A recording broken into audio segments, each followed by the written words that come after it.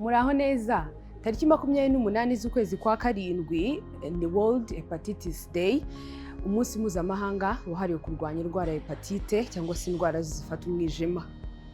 Uyu munsi rero turaza kwibanda ku ndwara hepatite B na C, niyo mpamvu twasuye Dr. Berabose Charles ngo adusobanurire byinshi kuri iyi ndwara ndetse tunamenya amakuru y'uburyo twayirinda.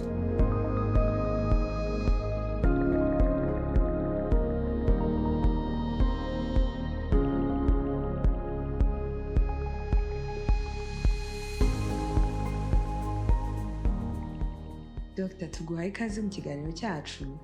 Uratangiye dusobanurira indwara ya hepatite ubu iterwa n'iki? Murakoze cyane. Indwara ya hepatite iterwa n'ibintu byinshi bitandukanye. Harimo agakoko, iziterwa n'udukoko, harimo iziterwa no gukoresha imiti irengeje urugero, harimo iziterwa no gukoresha imiti ya gakondo, harimo iziterwa n'ibisindisha gukoresha inzoga. Ibyo byose bishobora gutera umwijima, ariko cyane cyane izo twavuga zihangayikishije zangiza umwijima n'iziterwa n'udukoko. Muri izo ziterwa n'udukoko nizo turi buhereho tunamenye uko zandura. Iziterwa n'udukoko hari udukoko dutanu, tuva kuri A, B, C, D na E. A na E zandura mu buryo ni mu buryo bw'umwanda, ari ibyo kurya byanduye cyangwa ibyo kunywa byanduye. Izo ngizo zo ntabwo zinagorana cyane kuko akenshi umubiri, ubwirinzi bw'umubiri bushobora kuzikiza, bushobora kuzikura mu mubiri nta kindi gikozwe. Ariko izo za B na C mu buryo zandura, hari mu maraso, hari gukoresha ibikoresho bikomeretsa, hari abitera imiti bakoresheje inshinge, ubwo buryo ushobora kwanduriramo. Hari n'ubundi buryo umubyeyi ashobora kwanduza umwana amutwite, amubyara cyangwa se amwonsa. Turebye rero bimeze nk'uko agakoko gatera sida kandura kuri izo ngizo ebyiri B na C. Ni ukuba umuntu yahura n'amatembabuzi y'umubiri avuye ku muntu ufite utwo dukoko agahura n'umuntu utanduye, ni ubwo buryo yanduramo. Noneho iyo ndwara y'umwijima cyangwa se hepatite B na C by'umwihariko ari nayo turi kuganiraho muri iki kiganiro, ibimenyetso byazo ni ibihe? Ubundi zino ndwara akenshi nta bimenyetso zigira. Ucyandura nko mu gihe cy'amezi 6 abantu bake bashobora kugira ibimenyetso, harimo umuriro, ushobora kugira iseseme, kuribwa mu ngingo, kuruka, ibyo kuribwa mu nda. Ni ibimenyetso bishobora kuba byagaragara no ku zindi ndwara, harimo malariya cyangwa se urwaye indwara z'inzoka, bishobora kuba ibimenyetso bimwe. Rero twavuga ko nta bimenyetso by'umwihariko zigira, ariko wenda hari kijya kibaho cyo kuba amaso yahinduka akaba umuhondo. Bishobora kuba bigaragaza cyane ko ari indwara y'umwijima, ariko hari n'izindi ndwara zishobora gutuma umuntu agira amaso y'umuhondo. Iyo rero ibyo bimenyetso bigaragaye, umubiri w'umuntu ushobora kurwana nabyo, akarwana n'utwo dukoko mu mezi 6. Iyo amezi 6 ashize udukoko tutarava mu mubiri, ubwo tubifata nk'uburwayi bwabaye karande, umubiri wananiwe. Noneho niho handi umuntu azabaho n'igihe kirekire nta kindi kimenyetso afite, ariko umwijima uri kugenda wangirika kubera udukoko. Twavuga rero ko mu bantu benshi nta bimenyetso bakunda kugaragaza. Abo twakira mu mavuriro atandukanye usanga baza bafite ibimenyetso byo ku kigero kirengeje, umwijima warangiritse, cyangwa se bari no ku kigero cya kanseri, umwijima warwaye kanseri. Navuga ko rero tudafite ibimenyetso by'umwihariko umuntu yareba ngo avuge ngo ufite indwara y'umwijima. Ubwo nkahita nibaza uburyo umuntu yayirinda niyo bimenyetso bidahari. Yabibwirwa n'iki kugira ngo abashe kuba yakwirinda ingaruka zayo? Icyo kibazo ni cyiza, ngira ngo n'ubukangurambaga dukora dusaba ko abantu bisuzumisha.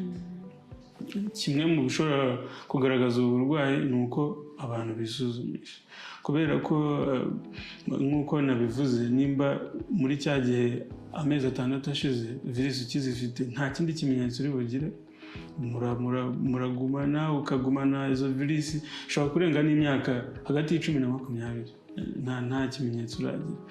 Rero uburyo bwo kwirinda ibyo dukangurira abantu ni ukugana amavuriro bakisuzumisha, abatari bisuzumisha, abatazi uko bahagaze bakisuzumisha, cyane cyane ubwo tuvuga abantu muri rusange, ubundi bagomba nibura kwisuzumisha buri mezi 12.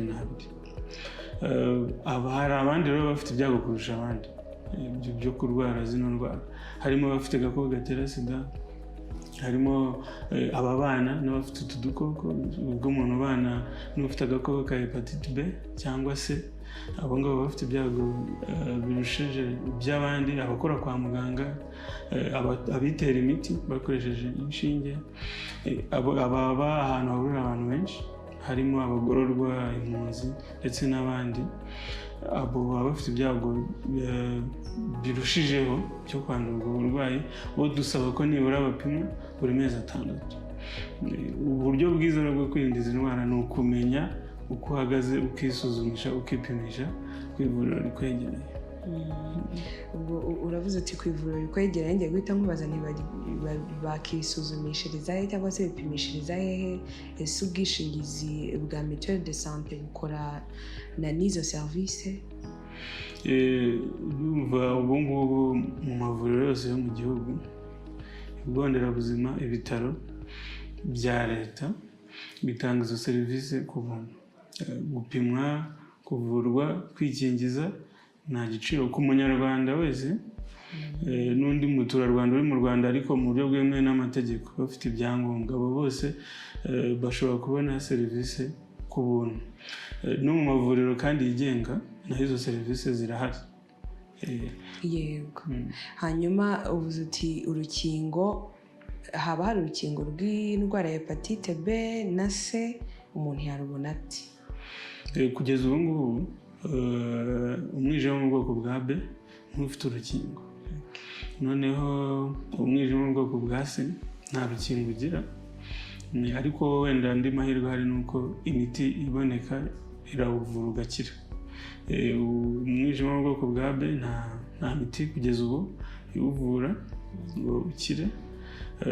Cyakora dufite imiti igabanya ubukana, ariko wenda tugendeye kuko indwara imeze nuko yandura n'amahirwe hari mu gihugu cyacu, ni ugukangurira abantu bose kwikingiza. Ubu turi gukingira abana bose bavutse, bahabwa urukingo mu masaha 24 mu gihugu hose. Mu bitaro, yaba amavuriro ya leta n'ayigenga afite serivisi zo gusuzuma inda ndetse no kubyaza, abo hose urukingo ruraboneka ku buntu. Noneho ku bakuru, cyane cyane abantu bavutse mbere ya 2002, nabo tubasaba kwegera amavuriro bakikingiza, kuko icyo gihe nibwo twatangiye gukingira abana urukingo rwa hepatite B. Abavutse mbere yaho ntabwo bakingiwe mu bwana. Niyo mpamvu nabo dusaba abashobora kuba batwumva badukurikira ko byaba byiza kugana amavuriro bagahabwa urukingo rwa hepatite B. Hanyuma se umubona ari nk'izihe mbogamizi kuri iyi ndwara zituma iyi ndwara mbi cyane? Navuga ko imbogamizi ya mbere ngeze kubivugaho ni uko ari indwara zitinda kugaragaza ibimenyetso. Ukiyandura nta bimenyetso ugira, n'ubigize nk'uko nabivuze ni ibimenyetso ushobora kugira ufite n'izindi ndwara, nta kimenyetso cy'umwihariko izifite. Ibyo rero bituma umuntu ashobora kumara imyaka 10, 20, tukaba twamupima udukoko tumaranye n'imyaka 20, bikaba biri kuri rwa rwego umwijima wangiritse cyangwa se wageze no ku kigero cyo kurwara kanseri. Navuga ko rero kuba zitinda kugaragaza ibimenyetso, kuba zica cyane, ubwo kugeza ubu nk'imibare dufite ku rwego rw'isi, abantu 1,300,000 barapfa buri mwaka. Ni umubare munini. Kandi noneho tukagira n'abantu urumva n'abandura nabo buri mwaka, dufite hafi 2,200,000 bandura ubwandu bushya. Icyo rero ni ikigaragaza ko ari indwara zihangayikishije, ndetse n'intego ihari y'umuryango w'abibumbye wita ku buzima ni uko tugomba kurandura ino ndwara muri 2030. Bivuze ngo tugabanye ubwandu bushyashya ku kigero kiri hasi cyane, ndetse n'impfu ziva kuri zino ndwara.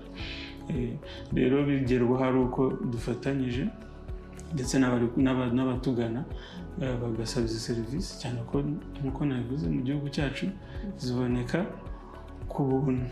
Kuba ari ubuntu rero si uko nta giciro bifite, ahubwo ni uko hari inkunga leta ishyiramo kugira ngo cya giciro umuturage yari kwishyura cyishyurwe n'abandi.